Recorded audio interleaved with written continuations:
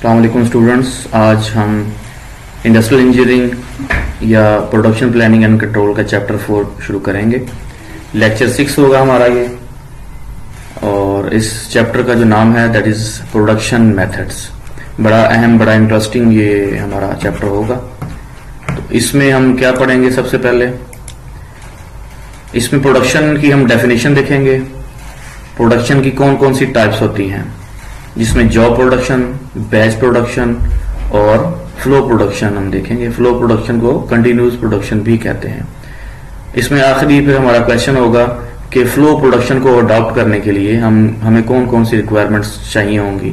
हम किसी भी प्रोडक्ट को और फ्लो प्रोडक्शन पर ट्रांसफर करना चाह रहे हैं तो उसके लिए क्या रिक्वायरमेंट्स होती हैं। सबसे पहले हम देखते हैं प्रोडक्शन होती क्या है।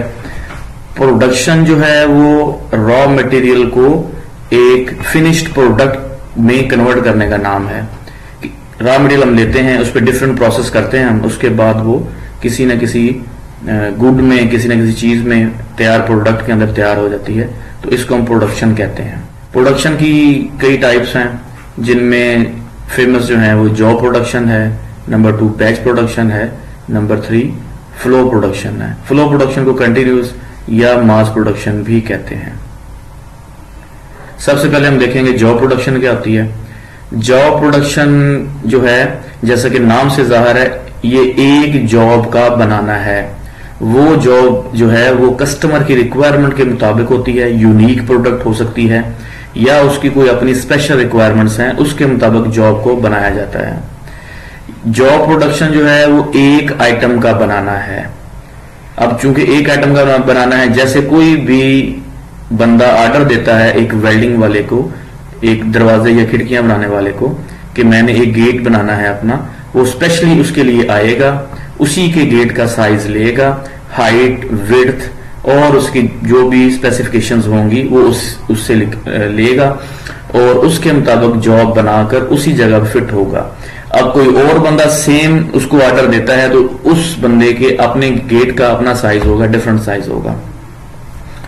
तो जॉब प्रोडक्शन जो है वो एक आइटम का बनाना है। इसमें लेबर भी काफी इन्वॉल्व है, बहुत ज्यादा स्किल इन्वॉल्व है। इसमें वो कह रहे हैं जी कि बिल्डिंग शिप्स का बनाना, जहाज का बनाना, ये इसमें जॉब प्रोडक्शन में शामिल है। किसी भी कंपनी के ऑर्डर पे या किसी भी मुल्क के ऑर्डर पे वो एक शिप बनता है जिसमें बहुत ज्यादा महारत चाहिए होगी। तो वो कंपनी जो बनाती है ship as per the requirement of the customer, वो जॉब प्रोडक्शन कहलाएगा। इसके अलावा किसी खास नहर के ऊपर या दरिया के ऊपर पुल का बनाना, अब उसका अपनी चौड़ाई होगी, अपनी लंबाई होगी, अपनी उसकी हाइट होगी। इस तरह किसी भी बिल्डिंग का बनाना, उसकी स्टोरीज, उसकी डिजाइन डिफरेंट होगा। उसके अलावा स्पेशल ऑर्डर के ऊपर फर्नीचर का बनाना, या हम अपने कपड़े सिलवाते हैं तो वो स्पेशल ऑर्डर के मुताबिक हमारा जो टेलर है वो सीखता है। तो ये सारे जॉब प्रोडक्शन में आएंगे। नंबर 2 हम देखेंगे बैच प्रोडक्शन। जैसे कि नाम से जाहिर है कि ये बैच की सूरत में बनेगी।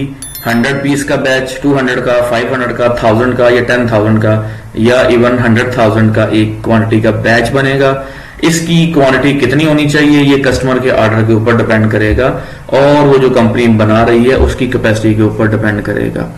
तो जो बेकरी की डिफरेंट आइटम्स हैं, सेम प्लांट के ऊपर कभी वो ब्रेड बना रहे होते हैं, 10,000 ब्रेड बना ली, सेम उनका जो बेकिंग प्लांट है उसके ऊपर उन्होंने बन्स, बर्गर बन्स हैं वो बना लेते हैं, वो जो भी उसकी क्वांटिटी हो, सेम प्लांट के ऊपर उनके बिस्किट्स बन रहे होते हैं। इसी तरह बुक्स और न्यूज़पेपर, जो प्रिंटिंग एजेंसीज होती हैं, प्रिंटिंग जो कंपनीज होती हैं, वो स्पेसिफिक ऑर्डर के मुताबिक अपनी प्रोडक्ट्स तैयार कर रही होती हैं। मैट्रिक की बुक्स चाहिए इंग्लिश की 10,000, वो 10,000 बना रहे होते हैं। उर्दू की चाहिए 20,000, वो उर्दू की 20,000। तो ये 10,000 और 20,000 जो बुक्स है ये इनका बैच कहलाएगा। फार्मास्यूटिकल, कभी टैबलेट्स डिफरेंट बना रही हैं, कभी वो डिफरेंट बना रही हैं, कभी सिरप का बैच चल रहा है। तो फार्मास्यूटिकल हो गई, फास्ट फूड की इंडस्ट्री होगी, बुक्स और न्यूज़पेपर प्रिंटिंग एजेंसीज हो गई, बेकरीज हो गई, या इलेक्ट्रिकली डिफरेंट इक्विपमेंट बनाने वाली कंपनीज हो गई। ये बैच के थ्रू प्रोडक्शन करती हैं। नेक्स्ट चलते हैं हम फ्लो प्रोडक्शन पे। फ्लो प्रोडक्शन को कंटिन्यूस प्रोडक्शन भी कहते हैं और मास प्रोडक्शन भी कहते हैं। इसमें सेम प्रोडक्ट को बहुत ज्यादा क्वांटिटी के अंदर बनाया जाता है। इसको हम कंटिन्यूस प्रोडक्शन भी कहते हैं।